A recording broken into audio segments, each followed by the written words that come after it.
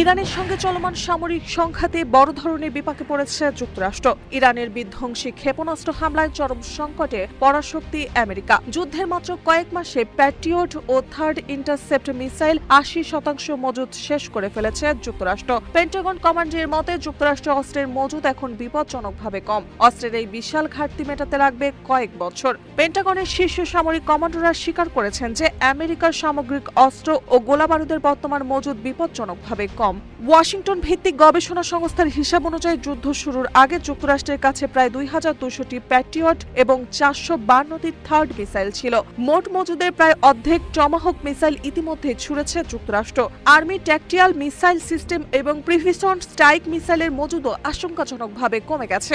CNN জানিয়েছে পেন্টাগনের এই চরম অস্ত্র ঘাটতি প্রেসিডেন্ট ডোনাল্ড ট্রাম্পকে গত সপ্তাহে ইরানে নতুন করে বড় ধরনের হামলা চালানো থেকে বিরত রেখেছে। মিসাইল ঘাটতির কারণে উপসাগরীয় মিত্র দেশগুলো আতঙ্কে রয়েছে, কারণ যুক্তরাষ্ট্রের প্রতিরক্ষা ব্যবস্থা দুর্বল হয়ে পড়ায় মধ্যপ্রাচ্যের জ্বালানি অবকাঠামোতে ইরানের পাল্টা হামলা ঠেকানো কঠিন হয়ে পড়বে। পেন্টাগন বর্তমানে মাসে মাত্র 15টি টমাহক এবং 20টি প্যাট্রিয়ট মিসাইল তৈরি করতে পারছে। সামরিক বিশ্লেষকদের মতে থার্ড মিসাইলের আগে মজুদে ফিরে যেতে আমেরিকার অন্তত 3 বছর বা তার বেশি সময় লাগবে।